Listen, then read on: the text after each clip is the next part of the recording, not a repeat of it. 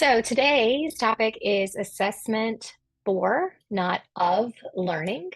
When I was thinking about the order to kind of sequence this series, it was hard to decide, does assessment come first or does it come last? Because it should be an iterative cyclical process. So just a review of the logistics. If you have any questions during the presentation, please type them into the chat. We'll have time for Q&A at the end, and a copy of all the presentations and recordings that previously been done are in this Google Drive folder, but today's will also be uploaded there shortly after we are finished. So we're going to begin by talking about what connections are there or should there be between assessment and instruction. So I'm going to begin by asking you all, what type of assessment do you frequently use? And I am going to try out using Zoom Whiteboard as a way that you all can respond. So I want you to think about what type of assessment strategies do you frequently use, or if you aren't in the classroom right now, what maybe do you frequently see at your school site, or have you used in the past when you were a classroom teacher?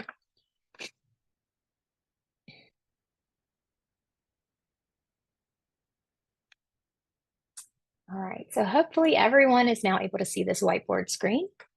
And it's very similar to Jamboard, where you can choose a variety of different tools. I would encourage you to choose a sticky note and maybe record here, what type of assessments do you usually give and use? So for example, I use performance assessments. So students practice teaching and they video record themselves. So in my position in the type of instruction I provide, this is one of the examples. So I want you to think broadly about assessments. What assessments do you give that are state mandated? So the industry certifications that are multiple choice, those standardized summative assessments, but also think about what type of maybe more low stakes methods do you use to assess students. So I'm going to add another sticky note there because I frequently will use things like polling or quick quizzes to check for misunderstanding. So I'll often have like easy, true, false, or multiple choice polls or quizzes that are low stakes and not grading, but rather just to assess to see how students are doing. So I'll give another minute or so to see if folks want to add the type of assessments they use.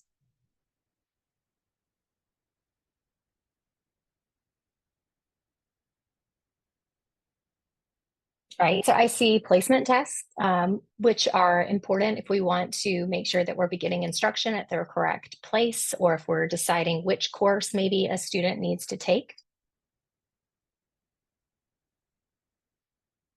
So something else to think about is, I'm going to, let's see, should be that you all see, can I get a thumbs up that you're able to see the new screen? So here we are showing formative and summative assessments. So when we think about assessment, it can either be used for the purpose of driving instruction to make instructional changes, which we'll dive more into, or it can be summative, where the purpose is to capture what's known. So the industry certification tests, GED, all of those tests that are, they can be either informal or formal. So for example, for formative informal tests, it would be my example of like low stakes quiz, maybe exit tickets to go out the door, which I'll give you some examples of. And so the purpose of the formative informal assessments, the things that the instructor has designed or created, is to just assess student progress and to see what is it that they know, what are maybe some misunderstandings. We can also have more formal formative assessments. Those are things like progress monitoring or curriculum-based assessments, where we're going to give them using the same procedures every time. That's what it means by formal. But more often, our formal assessments are going to be summative or diagnostic. So this would be something like a GED. What was the one that, go back to the other, CAS, CASAS, the CASAS placement test.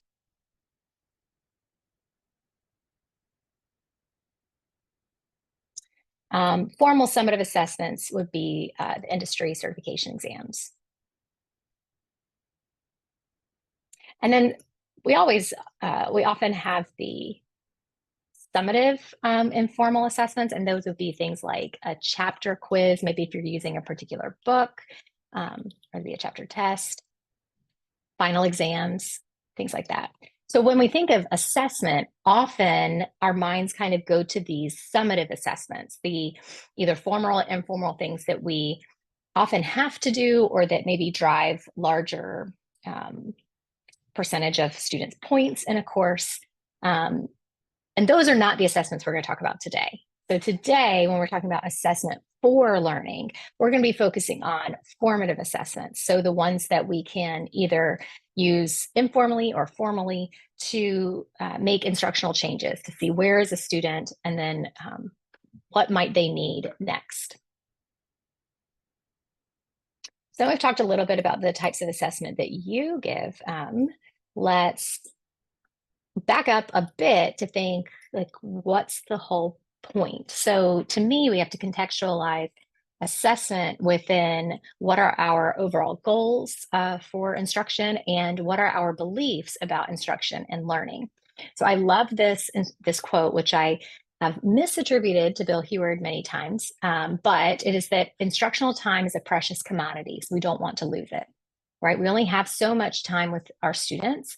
And as adult educators, that instructional time is even more precious because of the variety of skills and needs of students within the classroom. And so when we do have that allocated instructional time, we want to make the most of it.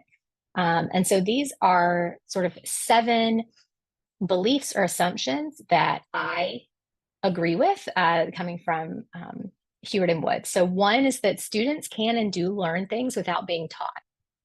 But the more effective our instruction is, the more they're going to learn and they're going to retain it for longer. I would also say that more learning is better than less learning, right? That should be our goal, is that we're able to get students to acquire as much knowledge and in a usable way as possible. Third, what teachers do and don't do influences student learning. So we're going to then focus on what are the alterable variables, the things that teachers can impact and make a change about. Whether we determine that instruction is effective or not is based on its outcome. And that outcome is not necessarily how the students feel or how the teacher feels, though, socially and emotionally that does matter. Effective instruction is evaluated by its outcome, by its assessment, by the degree to which the students have attained the knowledge or skill and that they're able to apply it. And so why this is so important for assessment is that our assessment has to match what students were taught and how they were taught to do it. There has to be alignment there, or else we don't have a valid or reliable assessment, and then we can't really make assumptions or judgments about how effective it was. Particularly based on the past few webinars, I think that explicit instruction is better than roundabout teaching. It's better to be explicit and intentional, particularly when instructional time is viewed as a precious commodity. We want to do it in the most effective and efficient way possible. And we do that by thinking about what's the function of our practices, either our assessment or our teaching. So what's the purpose? What are we hoping to obtain? Not what does it look like? So for maximum effectiveness and efficiency, then we want to do 2 things. We want to focus on what are the alterable variables. So what are the things that as instructors we have control over? And out of those things, which ones will we get like the most bang for our buck with? And then we need to measure student learning and measure it well and use that data to guide any instructional changes that we might make. So Benjamin Bloom, who you may be familiar with that name if you've heard of Bloom's taxonomy for learning. And so he came out with this paper a very long time ago about what are those alterable variables? Where should instructors be facing or spending the majority of their time? And he defined alterable variables as the things that reliably affect student learning. So what are those things that as an instructor you do or don't do, and it can then either improve student learning or not. And that, again, is controlled by teaching practices. Because we know that a lot of things affect student learning, socioeconomic status, home language environment, prior experiences and instruction, background knowledge. We can't directly control all of those things. And so these are the 4 things that I want to highlight. He also included parent status and home environment, but that's really more applicable to teachers in a K-12 setting. So he identified these as time on task, cognitive entry, teaching, and formative assessment. So let's go through these. So Bloom talks about the difference between simply what time is available for instruction. So for example, if your class meets for 2 hours once a week, or maybe 45 minutes 3 times a week, that's the available time, right? That is the maximum possible amount of instructional time that you have to work with.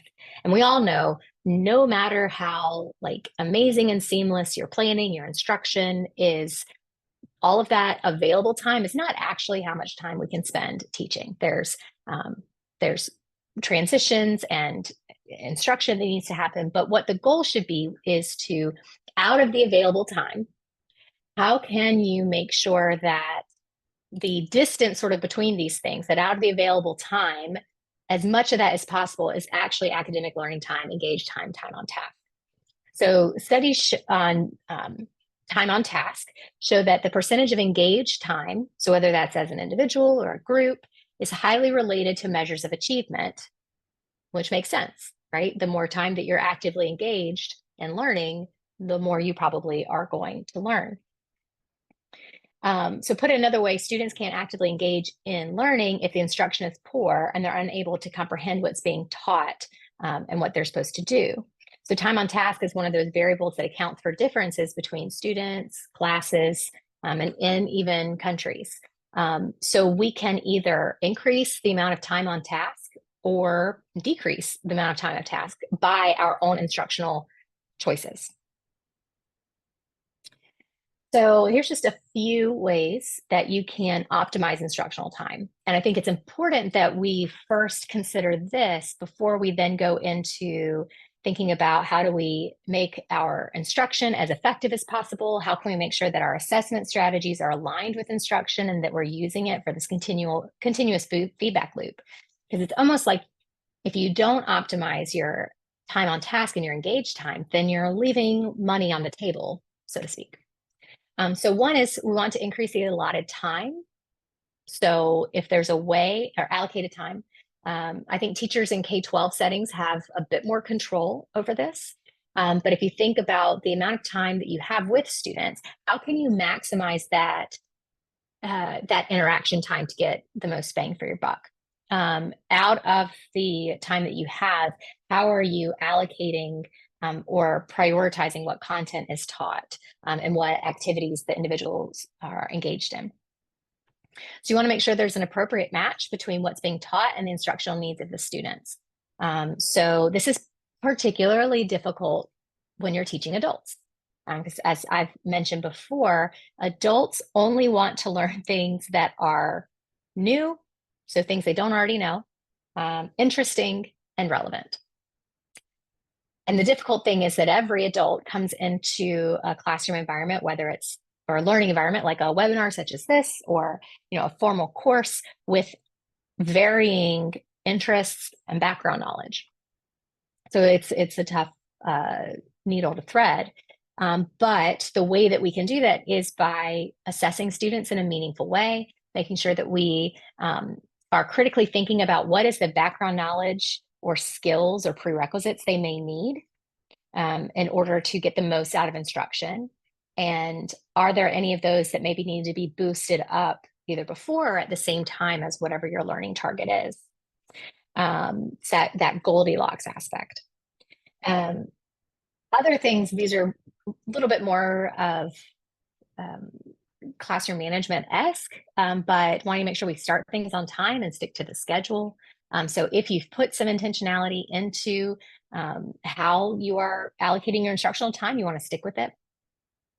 Teaching in groups as much as possible is the most efficient, even if you have students with wide-ranging skills. Teaching them in a group is more efficient than any way you could configure sort of meeting in smaller groups or one-on-one. And students also benefit from observational learning. So even if maybe you have some students whose focus is on identifying main idea, for example, and others might be going beyond that main idea and identifying themes. Everyone in the group benefits from hearing the vocabulary, the language, the questions of the rest of the groups. And this is, again, particularly true for individuals with disabilities and adults, because they're often going to have we call uneven profiles or splinter skills. So they may have areas where they are stronger than others because of a lack of instruction, maybe missed instruction, maybe being able to pick up on knowledge and skills outside of a classroom environment. And so teaching in groups maximizes the time you have available, as well as being prepared, avoiding digressions. And this one is tough for me. I love a soapbox and a side story. But when we think about maximizing time, we need to minimize what those are or plan for them ahead of time. So for example, when I am teaching and I talk about grading and grades and assessment, inevitably I get into the topic of homework, which for K-12 students, I have a whole soapbox on. And so what I do is I know like, all right, I'm going to need 5-10 minutes to go into this area.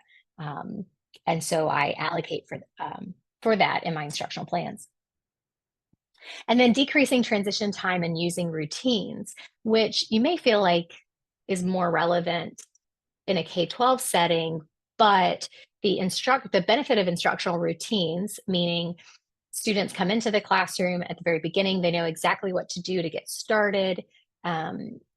Materials are accessible in a consistent way. Maybe if you're using instructional technology, then students have the opportunity to get proficient in the technology, so that then when you want to use it, for example, using a Zoom whiteboard or Kahoot for quizzes, that they've learned how to learn that way, if that makes sense.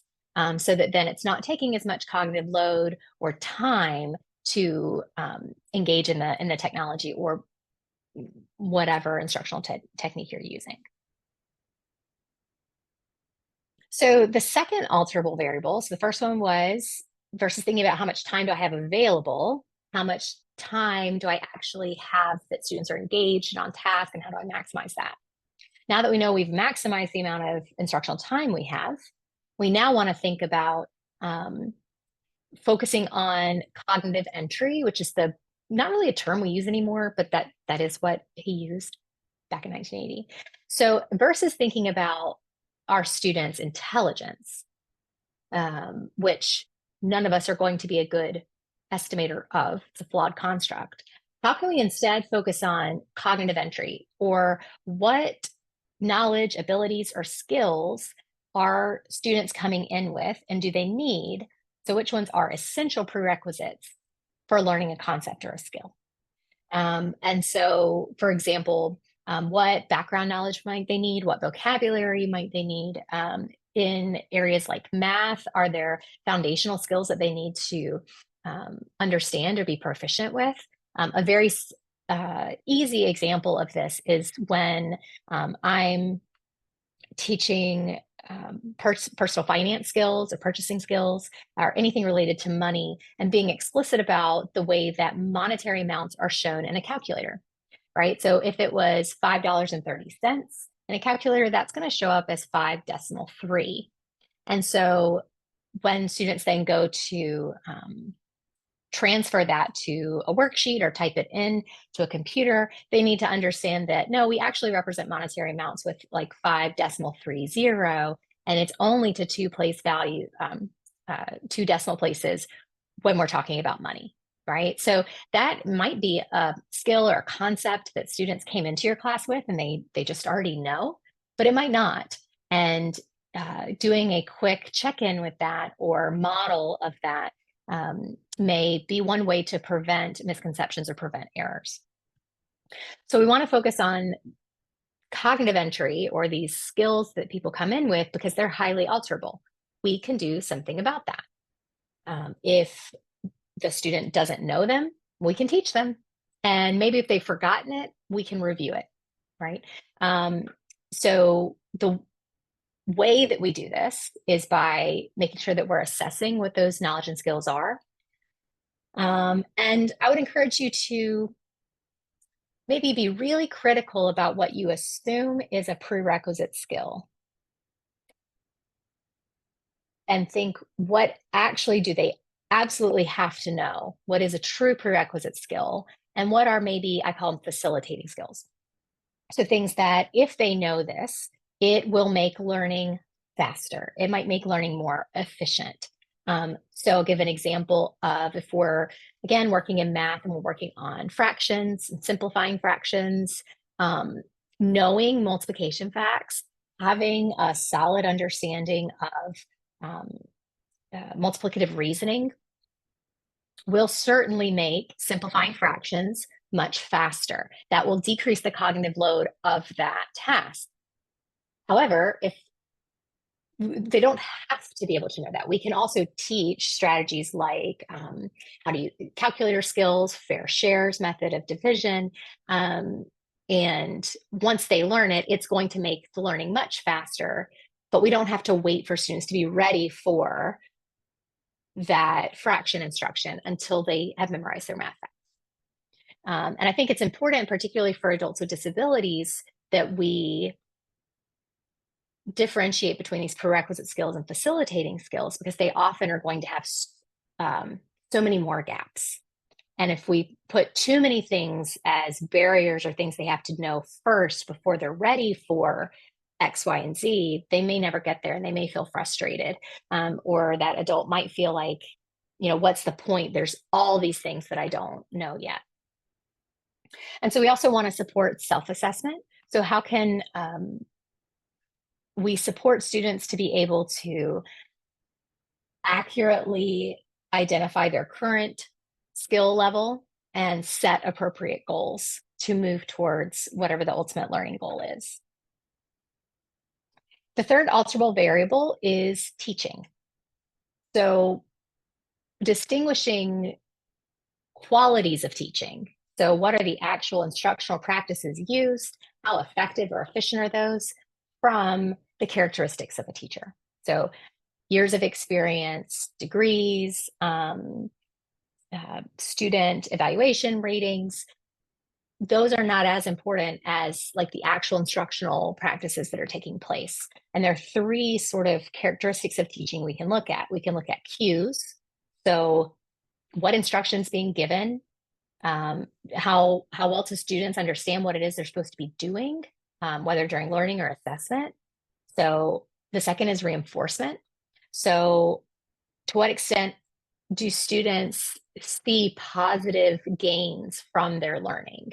Are they, kind of comes back to self-assessment, are they aware of where they are in the learning process and how much closer they're moving towards the goal or not?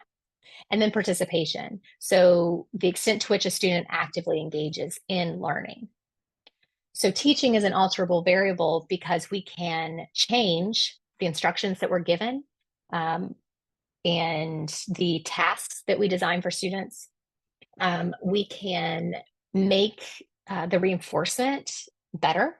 So we can make sure that students are aware of where they are in the learning process and aware of maybe incremental growth that's made, and then as well as participation. So we can increase opportunities that students have to respond and to participate in learning.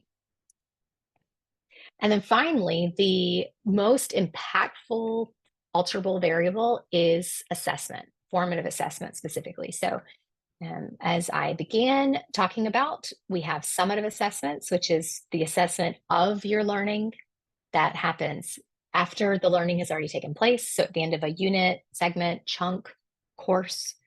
The purpose is to create some evidence that of the knowledge that a student has. So their skills, their proficiency via some sort of exiting product. So whether you're exiting a course or exiting a unit, a chapter in a book, they takes place via a summative assessment. They're often high stakes, meaning it's whether someone gets a certification or not, it's whether someone passes a course.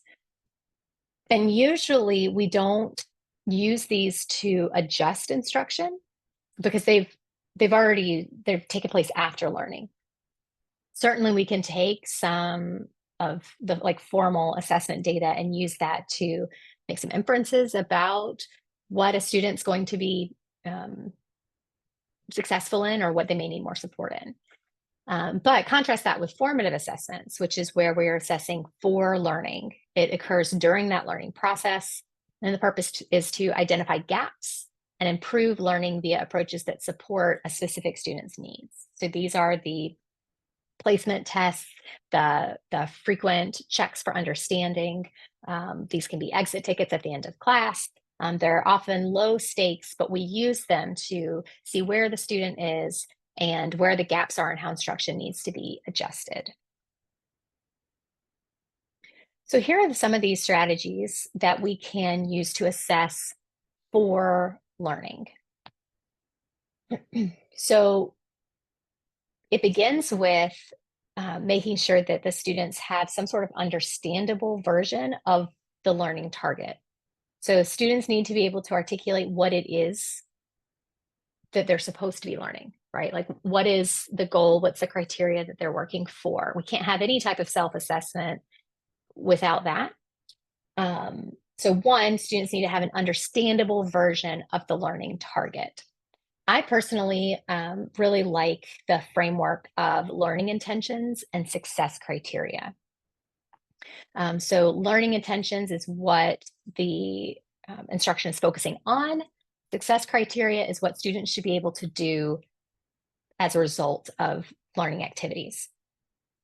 So I'm going to pause and we're going to watch a brief video about learning intentions and success criteria. As I've talked about in some of the prior presentations, this is coming from John Hattie, who his work with visible learning has done meta-analyses of published research to then sort of synthesize what are the instructional practices, the assessment practices that give us the most bang for our buck, that by doing these, it has the largest impact on learning. Success criteria without having learning intentions is not as bad, not very good. One of the things that I like Shirley Clark from England's work in this area particularly is how you can construct those success criteria in terms of what students are supposed to learn, not what they're supposed to do. And one of the mistakes I see is so often you have a learning intention about what we're doing today. It's just not interesting. It's not about the task. Like, I go back to the examples I was using before. The best way of showing students what success criteria is to show them what an A looks like before they start. Show them what a B looks like. Show them what the end of the product looks like. Now, a lot of teachers I work with struggle with that because they think that what success looks like is what you achieve when you get to the end. And obviously in our time-constrained world, the end means the end of a series of lessons. And we don't value efficiency. What would happen if the kids learned it earlier? Well, that's a bit of a problem for us in many ways. We have to adjust that time frame. I went to a school this morning and I saw the second part of what I wanted to say on this is I saw the students putting up success criteria before they started. They were doing this science work and they were starting with what would success look like. Now, they struggled to know what that was. They needed a lot of help. That's why the teacher's there. But teaching the kids up front what it looks like when they get there. How do I know when they get, like I go back to my sports analogy. If I said to you, I'm going to teach you what Australian rules football looks like. But I'm not going to tell you what the rules are, and I'm not going to tell you how to score. But I want you to go out there and play it. For many of you, you'd give up very quickly, particularly in a game like Australian rules. It just looks random. Unfortunately, for a lot of kids in our school, that's what learning looks like. So all I have to do is wait, and I'll either be guided or I'll be told off. What I want to do up front is show them what that success looks like. Like I go back to the example before. I'm a kid, I'm struggling in maths. Please give me the answer, and then I'll worry about the strategy. Show me what that success looks like. Now, I want both. I want them to get the right answer, but sometimes I have to show them successful learning in this way, and now I want you to concentrate and use your efficiency in terms of the strategies. Now, the other part of that is that if you, teacher, before you start, have a clear understanding of what success looks like, you're more likely to get rid of the stuff that doesn't matter. You're more likely to acknowledge and understand what it looks like. And you are, and here's the critical one, you're more likely to tell the kids up front. Like when I went back before and talked about what a visible learning school looks like, it's when kids know what success looks like before they start. Like a lot of kids will give up, or they'll do what they have to do until the bell goes. That is not what you call lifelong learning. That's not what I think our schools are about. For some students, they will do what you ask them to do, regardless of whether it's the beginning or the end. Great. But what about those other kids? It's only if it's showing up near the front. Now, the front doesn't mean the very first day. Sometimes on the first day, you want to understand what the kids know and don't know before you decide what success looks like. Like as Graham Nuttall, he spent years of his life putting microphones on kids every morning of the year. Every afternoon, he went home and listened to them. And one of his findings, 60% of what's taught in every lesson the kids know already. So it's a very important phase at the beginning to understand what kids don't know. But very soon after that, I just don't think there is any excuse for not exposing to the students what success looks like in this lesson. You might want to then argue that it's cheating, that they get to know. Is it really such a problem that they learn what the end of the task looks like up the front? Now, what you're going to have to do as a teacher is you're going to have to be more creative about thinking different ways for understanding whether the kids truly have got it or if they're parroting. And that requires a different set of teaching strategies, but those are the strategies I want you to have. I just don't think there's any argument about why it should be a secret. Why should we be the people in the room that will dob you on the head and say, now you've got it? If you're going to believe that kids should be self-motivated, should be into self-regulation, and should be in all this lovely language we like to use. If you're going to self-monitor, if you're going to self-assess, if you're going to self-talk, if you're going to worry about the whole self-evaluation, you better have a target to do that to. Now, one of the things...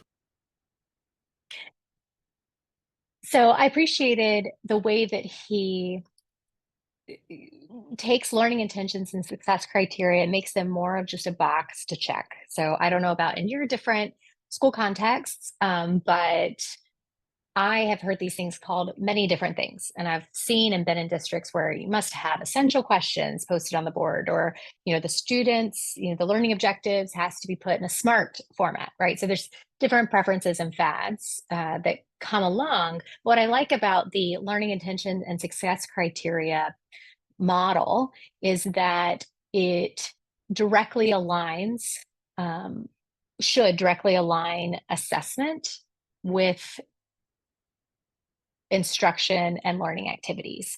Because if you've made it clear to the student, this is what the success criteria is, then it would be very odd if they say, well, but I never practiced doing that thing, or I never, like as he puts it also, I don't know what goal it is I'm working towards. So the next thing that, brief video before I get into the slides again, is Hattie talks about assessment capable learners, because we want them to be able to perform well on assessments if we're going to give them that much weight.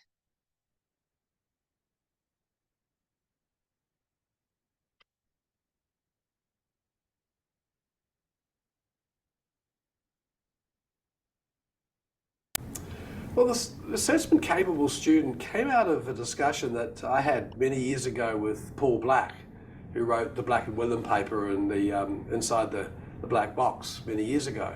And he warned me and said, be careful. A lot of that formative evaluation, formative assessment, summative assessment stuff will fail. And he said it will fail because as teachers and systems understand the formative power of using assessments, they'll start to make everything formative. And like, I've heard No Child Left Behind being called formative assessment. It's not.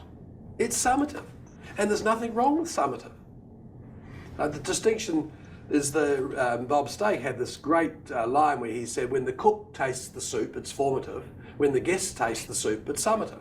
And it's a really great story because both sides, you want that soup to be good. But on the one hand, you're still making it. On the other hand, you're serving it. The same kind of notion in schools.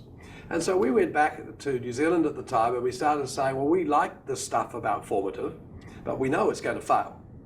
And so we got together and worked out this notion of student assessment capabilities.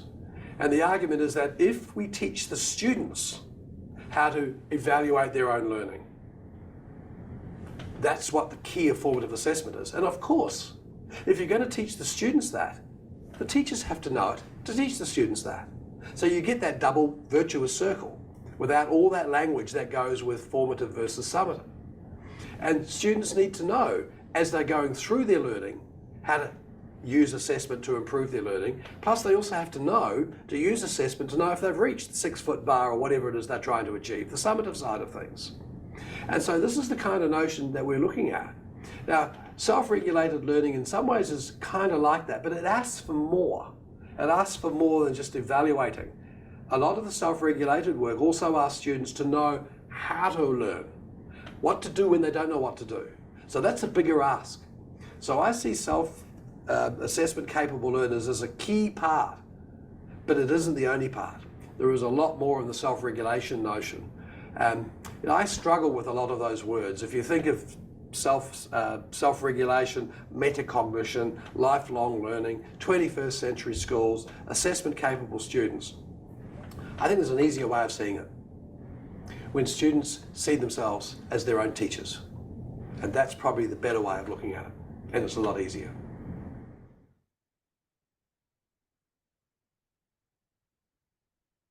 So I have to give my own caveat or commentary on what he says there about students needing to see themselves as their own teachers. And I certainly think that it is important as far as their own like self-beliefs and self-efficacy, that we build the abilities of particularly adult learners to teach themselves, right? To be able to identify a goal, kind of break that goal down into steps, and then self-monitor and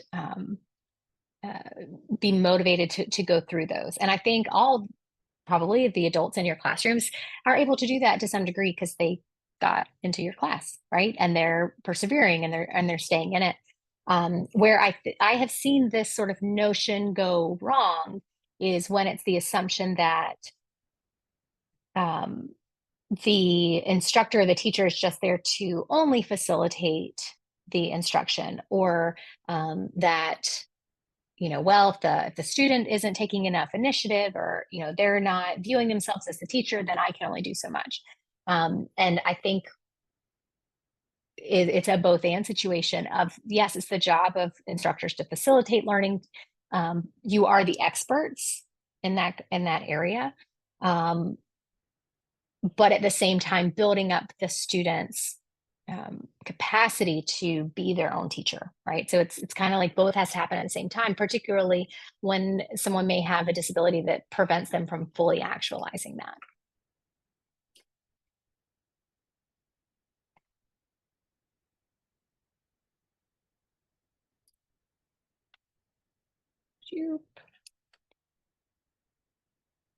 So the key to any, in my opinion, any way to use assessment well, and to use it to drive instruction, is to make sure that you have constructive alignment.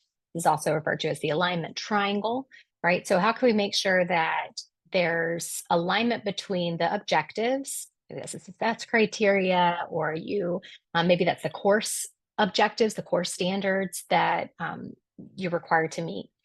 And then how is there alignment between that and the learning activities? So exactly what are the students doing in order to reach those goals? Is the learning activity sit and listen to my lecture? Is it watch me work out these problems on I was going to say an overhead. I guess we don't use those anymore. Or is it more active than that, which is what it should be? How closely are the learning activities aligned with the assessment, or how the knowledge or abilities are measured, so that we're making sure that the data that we get actually tells us what the individual skills are, not how good they are at taking a test. And so that may be that we alter the assessment strategies, particularly when it's formative assessment and we have that control. Often we aren't going to have control totally over how the summative assessment is done. And so how are we making sure that we're building up students' skills in test taking? And so we want to make sure there is alignment completely between the objectives, assessment, and learning activities. So when Hattie in his previous book talks about assessment, he gets into the topic of feedback. So assessment is how we can determine what students know and can do. But there's a difference between assessing and giving them feedback, and what information does the student then have about what they know and can do. And Hattie says, the mistake I was making was seeing feedback as something teachers provided to students, as in regularly.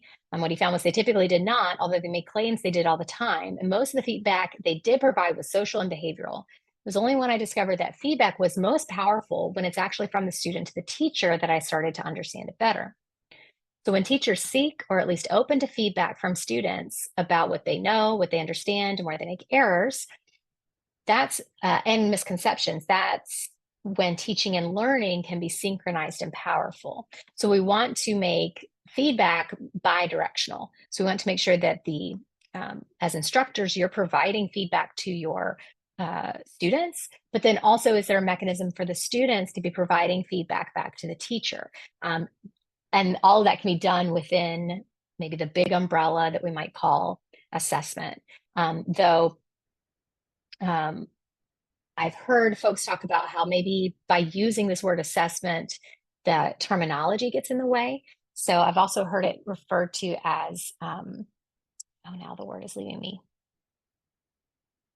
Responsive teaching, that's it, responsive teaching. So to me, that like word change totally changes the implications, or kind of how it feels. It's not, assessing feels like high stakes. It feels boring and dry and static, versus responsive teaching implies a dynamic process, that you are responding to something, and instruction is going to be driven by that. So I have a question for you all. What type of feedback do you give commonly? When and why? I'm going to give you a minute to sort of reflect on that when you think about, and think about it broadly, both as far as maybe those summative assessments that we already talked about, but then also how do you regularly give feedback to your students in your class? Within my role as a university instructor, a lot of the feedback that I give is criterion referenced. So what I mean by that is there is a certain criteria that I've established. Think of it like the success criteria. And my feedback is always geared towards how to move towards that criteria or that goal. So I'm going to give mastery oriented feedback, meaning that it's giving the students information about how close they are to that goal. So it is specific, it's affirmative. So it's saying what was correct about whatever response they gave, but it's also corrective. So it's also letting them know what needs to change specifically in order for them to meet the criteria that I've set. Ideally, when we think about the timing of this, feedback needs to be as soon after the performance or the assessment, the learning activity is possible in order for it to be meaningful, because we don't want misconceptions to kind of fester. So then a question that I've been posed and thought about is there a difference then between feedback and instruction? So what is the difference between mastery oriented feedback, which is aligned to um, whatever the goal is and the performance of the student, and instruction? So Anita shared, for an essay, make notes on the paper, and the student and I discuss those notes and make corrections and discussions. And then we have a rubric to score the essay together. So that has so many great nuggets of assessment. So first, that you're focusing on qualitative feedback, right? So notes on their paper.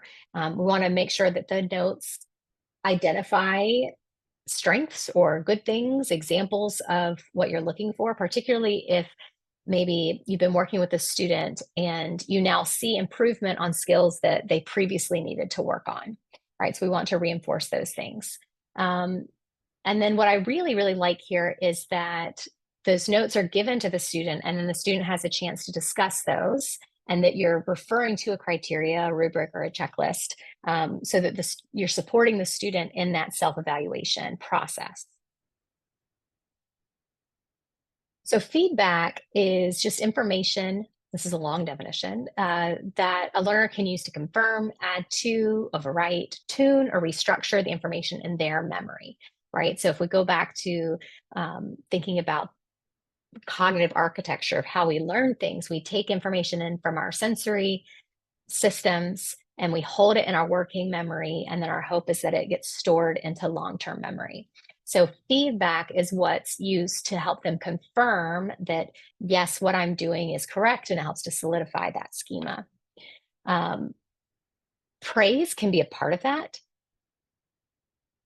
but praise is not necessarily good for learning. I think of praise as like things related to behavioral or social, affective, like, I can tell that you really tried hard on this, and or like, I know that you get nervous when you have to talk in front of people, but you did a really great job of maintaining eye contact, or whatever. So it's good for lots of things, but not necessarily learning if it's not behavior specific, if it's not aligned exactly with what the expectation is. So whether your feedback is on a multiple choice quiz, an essay, a performance assessment of some type, they're actually having to do the skills.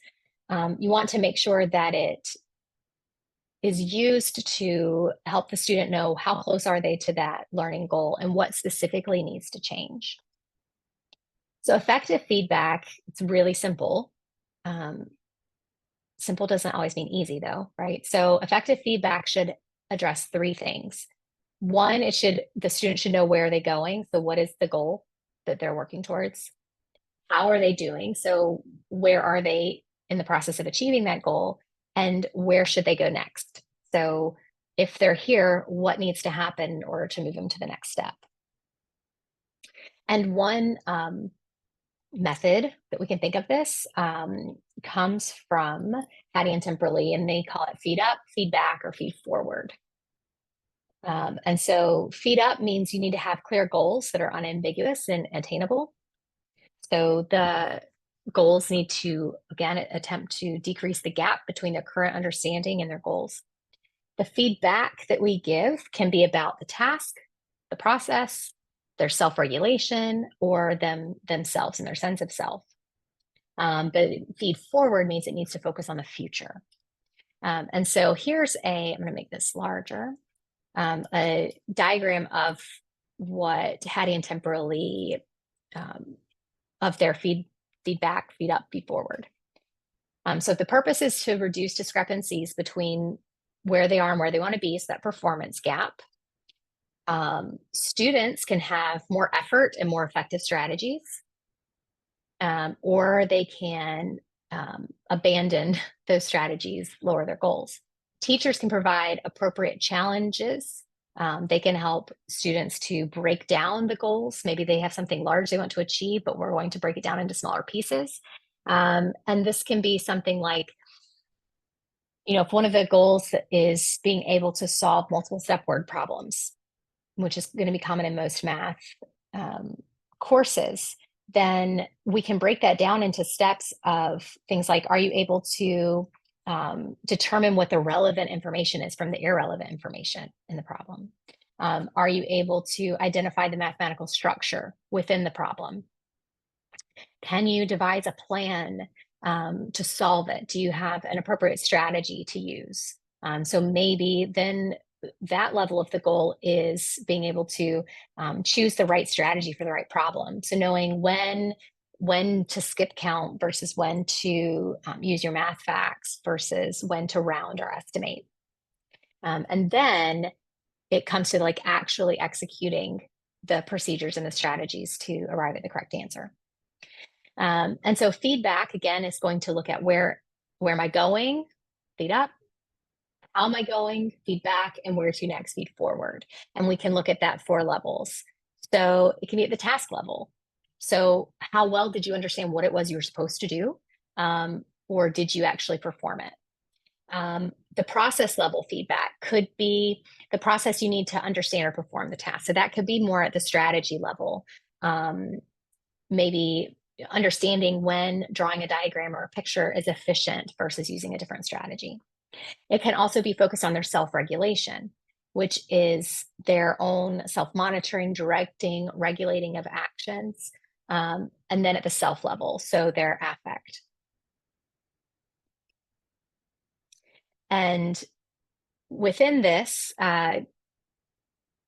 we can try and hit as many of these things as possible. So simply a corrective level of feedback would be looking at whether that the solution that they arrived in the word problem is correct. It could also be not just, is it correct, but did they show their work and have an appropriate strategy? And then it could be triple when it's not just, was it correct? Did you use the correct strategy? And can you explain to me why that was the correct strategy? Can you express some metacognition to me? And the more that our feedback addresses all of those areas, the what, how, and the why, the deeper the learning is going to be. But there are a few things that we need to keep in mind about the difference between feedback and instruction. So if the student doesn't know enough about the topic, no amount of feedback is really going to be effective.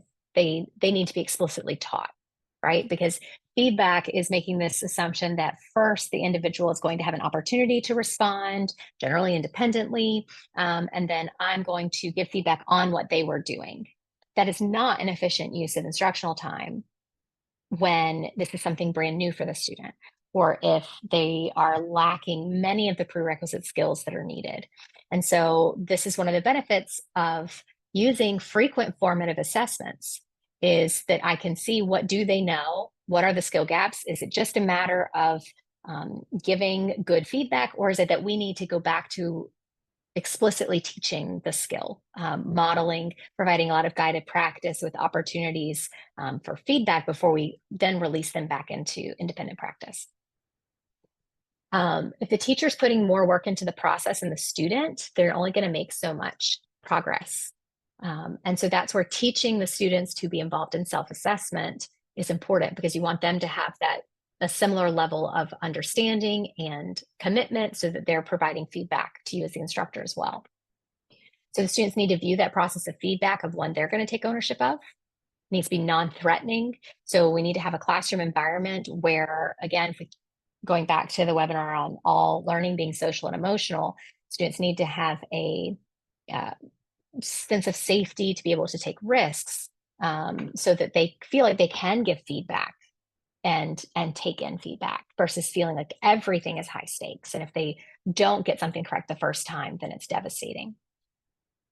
We want to make sure that the praise we do give is focused on the task. Praise that directs the student away from the task and towards themselves is unlikely to be beneficial, because again, we want everything to be mastery oriented, telling them how to improve. Praise can be helpful motivationally, can help build relationships, to create that important sense of safety and ability to take risks, but they're not going to learn from that alone. Feedback on the task is most powerful when it addresses faulty conceptions. So again, if we're seeing that there's just a complete misunderstanding, no amount of feedback is going to fix that. We need to go back to instruction. Here are a few ways that you can, just examples of exit ticket type formative assessments. And so these are all ways that I find helpful to kind of check in and see where students are at the end of class. So in almost every class that I teach at the university level, we meet either once a week, or many classes are online, so we don't meet at all. And so there, it's even more important that I have really well-designed formative assessments so that I can check in with where the students are, what they know, what the misconceptions are, because often content builds.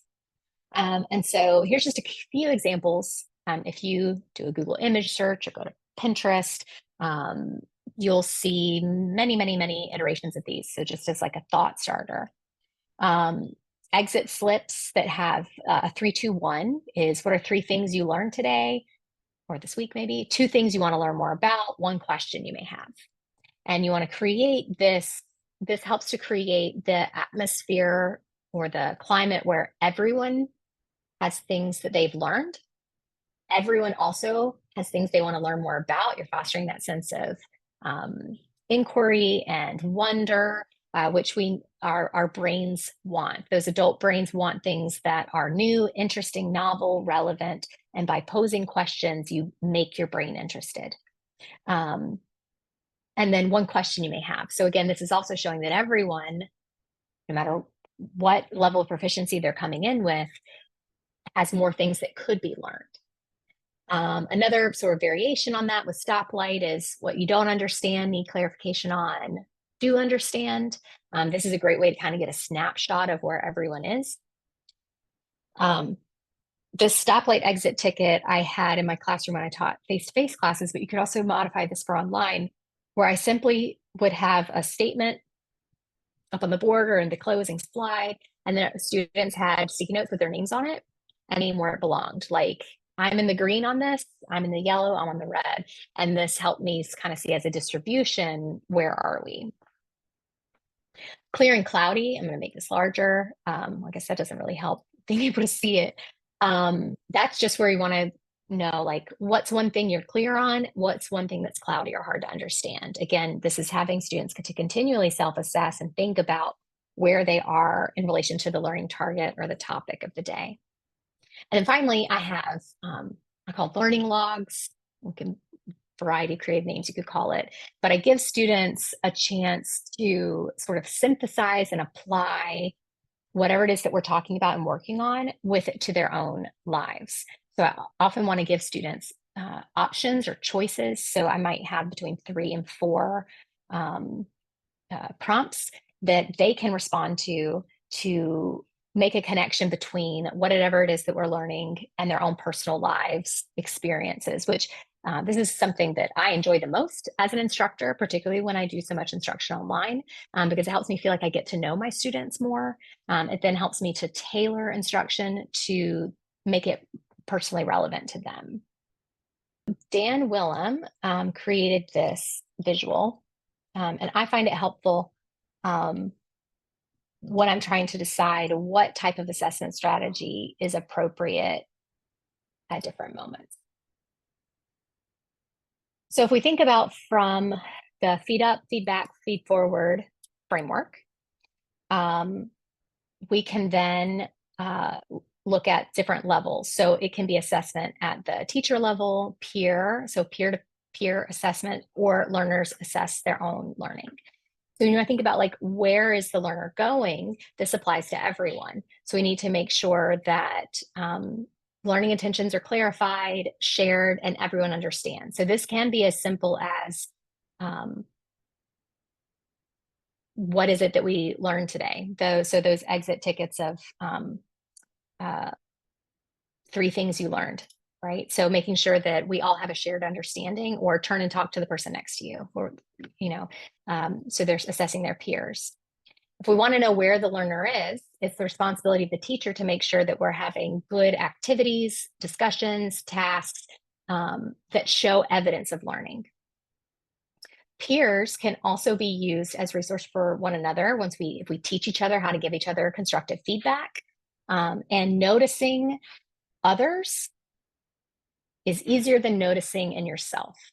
So whether you're having them look at a video to identify whatever your target is, or if you're having them look at a worked example of a problem, and can they notice, was that a good use of a strategy? Or if they're watching their peers explain their rationale, and can they identify strengths and gaps? That is easier than them assessing themselves. And so maybe as you're wanting to build up the capacity for self-assessment, you first teach assessment of others.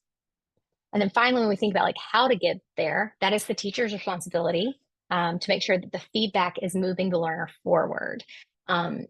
We don't want to rely on peers giving that degree of feedback or themselves, because if the learner knew exactly what they needed to do to get where they were going, they'd probably already be there, right?